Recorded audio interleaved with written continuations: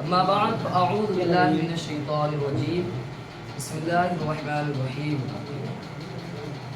الصلاة والسلام عليك يا رسول الله الصلاة والسلام عليك يا رسول الله وعلى آلك وأصحابك يا حبيب الله وعلى آلك وأصحابك يا حبيب الله الصلاة والسلام عليك يا نبي الله وعلى آلك وأصحابك يا نور الله وعلى آلك قال الله تبارك وتعالى في القرآن المجيد إن الصلاة كانت على المؤمنين كتابا موقوتا صدق الله العلي العظيم. فرمان آخری نبی صلی اللہ تعالی علیہ وسلم ہے کہ قیامت کے دن کسی مسلمان کی نیکیاں میزان یعنی ترازو میں ہلکی ہو جائیں گی تو گناہگاروں کی شفاعت فرمانے والے پیارے پیارے آقا مکی مدنی مصطفیٰ صلی اللہ تعالی علیہ وسلم اپنے پاس سے ایک پرچہ نکال کر نیکیوں کے پلڑے میں رکھ دیں گے جس سے نیکیوں کا پلڑا وزنی ہو جائے گا. تو وہ شخص کہے گا میرے ماں باپ آپ پر قربان، آپ کون ہیں؟ تو حضور نبی کریم رؤوف الرحیم صلی اللہ تعالی علیہ وسلم فرمائیں گے کہ میں تیرا نبی محمد صلی اللہ تعالی علیہ وسلم ہوں اور یہ تیرا وہ درود ہے جو تم مجھ پر بھیجا کرتا تھا. صلو علی الحبیب صلی اللہ تعالی علی محمد صلی اللہ تعالی علیہ وسلم. اے خوش نصیب عاشقان نماز، میرے آقا اعلیٰ حضرت رحمت اللہ علیہ فرماتے ہیں کہ نمازیں پنجگانہ یعنی 5 وقت کی نمازیں اللہ پاک کی وہ نعمت عظمیٰ ہیں کہ اس نے اپنے کرم عظیم سے خاص ہم کو عطا فرمائی، ہم سے پہلے کسی امت کو نہ ملی. میں نے ابھی جس آیت کریمہ کی تلاوت کا شرف حاصل کیا اس کا ترجمہ یہ ہے کہ بے شک نماز مسلمانوں پر وقت باندھا ہوا فرض ہے. پیارے اور میٹھی اسلامی بھائیوں، ہر مسلمان عاقل و بالغ مرد و عورت پر روزانہ 5 وقت کی نمازیں اللہ پاک نے فرض کیے ہیں اور اس کی فرضیت یعنی فرض ہونے کا انکار کفر ہے. اگر جو بندہ جان بوجھ کر 1 وقت کی نماز ترک کرے تو وہ فاسق، سخت گنہگار و عذاب نار کا حقدار ہے. اور ایک اور مقام پر حضور نبی کریم رؤوف الرحیم صلی اللہ تعالی علیہ وسلم فرماتے ہیں کہ اگر کوئی شخص جان بوجھ کر 1 وقت کی نماز ترک کرے تو اس کا نام جہنم کے اس دروازے پر لکھ دیا جاتا ہے جس سے وہ داخل ہوگا. 1 وقت کی نماز جان بوجھ کر ترک کرنے والا 1000 سال جہنم میں رہنے کا حقدار ہے. جنت بے نمازیوں کس طرح پاؤ گے؟ ناراض رب ہوا تو جہنم میں جاؤ گے. صلو علی الحبیب صلی اللہ تعالی علی محمد صلی اللہ تعالی علیہ وسلم. بنی اسرائیل میں ایک نیک نمازی خاتون تھی. بدقسمتی سے اس کا شوہر غیر مسلم تھا. وہ اپنی بیوی کو نماز پڑھنے سے روکتا تھا لیکن مار پیٹ کے باوجود وہ نماز نہ چھوڑی. مار پیٹ کے باوجود وہ نماز نہ چھوڑی. ایک دن شوہر نے تنگ آ کر ایک سازش کے تحت بیوی کو کچھ مال دیا اور کہا کہ اسے محفوظ جگہ پر رکھ دو، جب مانگو تب دینا. تو ایک دن موقع پا کر شوہر نے چپکے سے وہ مال اٹھا کر دریا میں پھینک دیا. اللہ پاک کی قدرت سے وہ مال ایک مچھلی نے نگل لیا اور ایک ماہی گیرہ یعنی مچھلیاں پکڑنے والے کی جال میں آ گئی اور فروخت ہونے بازار گئی. اور اللہ پاک کی شان دیکھو کہ وہی مچھلی اس کے شوہر نے خریدی اور گھر لے آیا اور جب پکانے کے لیے اس کی بیوی نے مچھلی کا پیٹ کاٹا تو پیٹ کے اندر سے سارا مال نکل گیا. تو وہ سارا معاملہ سمجھ گئی اور اس مال کو اسی جگہ پر رکھ دیا. تو منصوبے کے مطابق شوہر نے جب مال مانگا تاکہ مال نہ ملنے کی صورت میں اس پر تہمت لگا کر سزا دلوا سکے، مگر اللہ پاک کی رحمت سے وہ نیک نمازی خاتون نے فوراً وہ مال نکال کر شوہر کے حوالے کر دیا. اس سے اس کا شوہر سوچا کہ اس میں ضرور بیوی کو کوئی چالاکی ہے اور اس واقعے سے عبرت حاصل نہ کی، بلکہ جب عورت نے روٹی پکانے کے لیے تندور جلائی تو اس ظالم نے اپنی بیوی کو جلتے ہوئے تندور میں ڈال دیا تاکہ جل کر فوت ہو جائے. اللہ اکبر.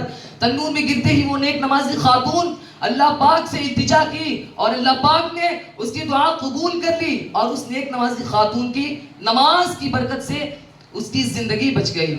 اللہ پاک کی ان پر رحمت ہو اور ان کے صدقے ہمارے بے حساب مغفرت ہو. آمین بجاہ نبی صلی اللہ تعالی علیہ وسلم. تو پیارے اسلامی بھائیوں، معلوم یہ ہوا کہ اس نیک نمازی خاتون کی نماز کی برکت سے جان بچ گئی. اس نیک نمازی خاتون کو نماز پڑھنے سے روکا جاتا تھا لیکن وہ نماز نہ چھوڑتی تھی. لیکن ہمارا حال یہ ہے کہ ہمیں نماز پڑھنے کا حکم دیا جاتا ہے، ہمیں نماز پڑھنے کے لیے فجر میں اٹھایا جاتا ہے لیکن ہم نہیں اٹھتے. ہم اپنے بستر پر لیٹے ہوتے ہیں، ہم سستی کر رہے ہوتے ہیں اور ہم سستی کر کے شیطان کی پیروی کر رہے ہوتے ہیں. اللہ اکبر. ایک مرتبہ ایک بزرگ کو شیطان نظر آیا تو وہ کہنے لگے کہ کوئی ایسا طریقہ بتا کہ میں تجھ سا بن جاؤں. اللہ اکبر. تو شیطان نے کہا کہ نماز میں سستی کیا کرو اور خوب جھوٹی قسمیں کھایا کرو. تو وہ بزرگ بول اٹھے کہ میں اللہ پاک سے عہد کرتا ہوں کہ آج کے بعد کبھی نماز میں سستی نہیں کروں گا اور کبھی جھوٹی قسمیں نہیں کھاؤں گا. تو شیطان بوکھلا کر کہا کہ میں بھی آج سے عہد کرتا ہوں کہ میں کبھی کسی انسان کو نصیحت نہ کروں گا. تو میرے میٹھے اور پیارے اسلامی بھائیوں، نماز اللہ پاک نے ہم پر فرض کیے ہیں لیکن آج ہم اس سے غافل ہیں. اکثر مسلمانوں کو نماز کی بالکل پرواہ نہیں رہی. مسجدیں نمازیوں سے خالی نظر آتی ہے. اللہ پاک نے ہم پر نماز فرض کر کے یقیناً ہم پر احسان عظیم فرمایا ہے. اگر ہم تھوڑی سی کوشش کریں اور نماز پڑھیں تو ہمیں اللہ پاک بہت سارا اجر و ثواب عنایت فرماتا ہے. حضور تاجدار مدینہ صلی اللہ علیہ وسلم کا فرمان جنت کی شان ہے کہ اللہ پاک ارشاد فرماتا ہے، اللہ پاک ارشاد فرماتا ہے کہ اگر بندہ وقت پر نماز قائم رکھے تو میرے بندے کا میرے ذمہ کرم پر عہد ہے کہ میں اسے عذاب نہ دوں اور اسے بے حساب جنت میں داخل کروں. صلو علی الحبیب صلی اللہ تعالی علی محمد صلی اللہ تعالی علیہ وسلم. تو میرے میٹھے اور پیارے اسلامی بھائیوں، نماز کی بے شمار فضیلتیں ہیں.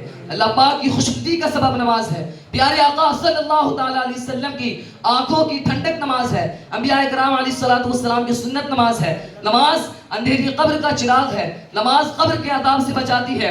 نماز پل صراط کے لیے آسانی ہے. نماز دعاؤں کی قبولیت کا سبب ہے. نماز دین کا ستون ہے. مثال کے طور پر اگر دنیاوی مکان اس کے لیے اس کا ستون جس طرح بہت اہم ہوتا ہے، اس کا پلر بہت اہم ہوتا ہے، اسی طرح دین کے لیے نماز بہت اہم ہے.